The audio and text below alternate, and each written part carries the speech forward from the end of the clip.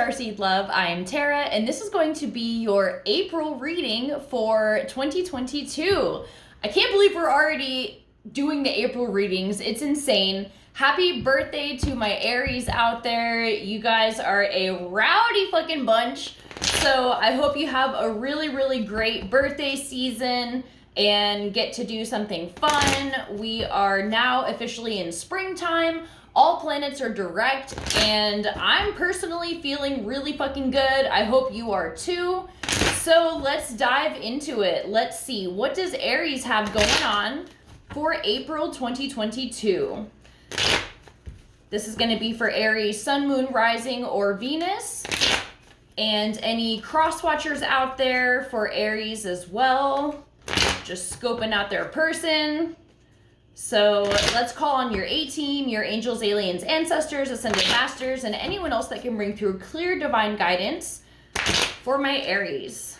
What's going on for April 2022?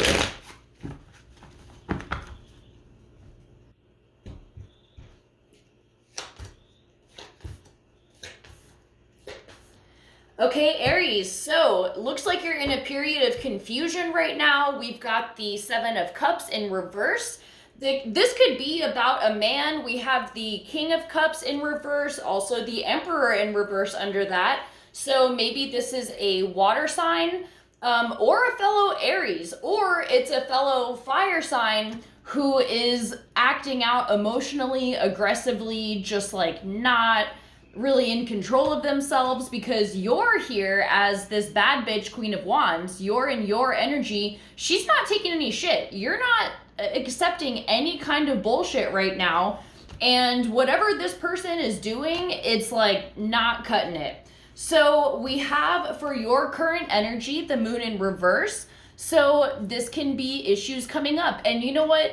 Right before the spring equinox is the Ides of March, which if you're familiar with that, it's kind of notorious for being like a negative energy, but it is when we are energetically preparing for the spring equinox, which is the official new year. So this last week or so before the spring equinox, you could have a lot of shit coming up. Maybe you are acting out aggressively or just super emotional more than usual, or just ways that aren't really yourself. But it really is a clearing out. And I know we're always talking about clearing out, ending of a cycle, blah, blah, blah, blah, blah. But it happens every fucking year, you know? So it's like we continuously go through cycles. Everything is one big cycle. So you could have gone through a push right before the spring equinox to kind of just shove out anything old, anything that has died, anything that doesn't serve, so that you can make room for what's coming in. So the problem at hand, we have these Six of Coins in reverse. So this is somebody or things in your life that aren't giving back what you're putting in. You're here strong in your energy.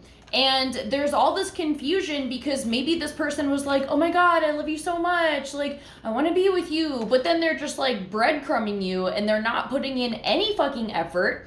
And it's causing a really big problem for you. So the solution at hand and what you need to do is the Ace of Wands. I'm feeling like this is standing your ground. Like this wand can be like a staff where it's just like, no, this is what I'm willing to accept. If you don't want to do this, then you're not going to be with me. And it's as simple as that. And you don't have to be a bitch when you do that. You know, you can uphold your boundaries in a strong, confident, assertive way without allowing it to be this like big fight. Now, how this person reacts to this may be another story, but you can never control someone else's reaction. All you can do is stand firm in what you will and will not accept from somebody, especially in a partnership. And, you know, you can come at it from a place of love. Like I said, it can be this, like, you can be kind while also firm. So the outcome that we have here is the Five of Swords. So I feel like perhaps this person isn't going to take that very well.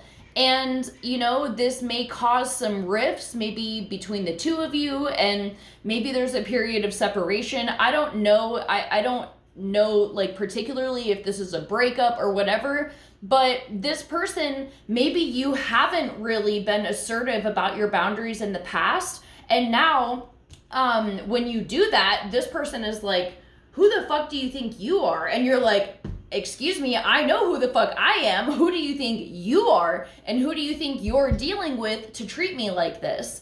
So, you know, it may throw them off guard for you to be standing firm in what you're saying and what you're accepting, because I feel like this person has consistently done this, and I feel like you've just had enough. You're like, fuck this, I'd rather be alone than have to deal with shit like this. So although there may be some kind of disagreements that come up, honestly, you're better off, because if you do this, if you stand your ground and this person can't handle it, you don't need to be in a relationship with them anyways. So, you know, it's kind of just weeding out the weak at this point. So let's go ahead and pull some oracle cards just to see if we can get some overall guidance for this situation. I feel like you are at a point where you're willing to do this. You know, like, the energy that I'm getting from this is not like, oh man, I really don't feel like doing this. Like, obviously, no one ever really feels like having a difficult conversation that may end in some kind of, like, disagreement. But I feel like you've reached your breaking point where you're just like, no more. I'm completely done accepting shit like this. And that's going to be the end of it, like, of you accepting less than what you deserve in your life. So let's see what guidance we have from this is the Rose Oracle. It is the same person, Rebecca Campbell, that does the Starseed Oracle. And I love, love, love these decks. The artwork is beautiful. Okay, let's see what this message is. Okay, the Great Mother, surrender to the mystery, fall into her arms. Wow, this is gorgeous artwork. Okay, let me find this. All right, look at that. The Great Mother ushered you in when you took your first breath, and she'll be there when you draw your last. She knows how challenging life on Earth can be, that at times being human can be painful, lonely, and confusing, that the polarity and separation can be difficult when your soul remembers the oneness of Source, but at the same time, it can be incredibly glorious and sweet. We often see things as either good or bad. When things go well, we make it mean that everything is okay. And when things don't work out, then perhaps we've done something wrong or have something to fix. We've forgotten that life on Earth isn't like that. Polarity is at the core of the Earth experience, and it's through the polar extremes that we grow the most. We're not meant to avoid the night, the shadow, and the winter. This life is but a single breath in the inextinguishable existence of your experience as a soul. Hand over your worries, hurt, sorrows, fears, and doubts to the Great Mother. Lay them on her altar. Return to the sureness of the soil. Fall fully into her arms. Surrender to the mystery woven through it all.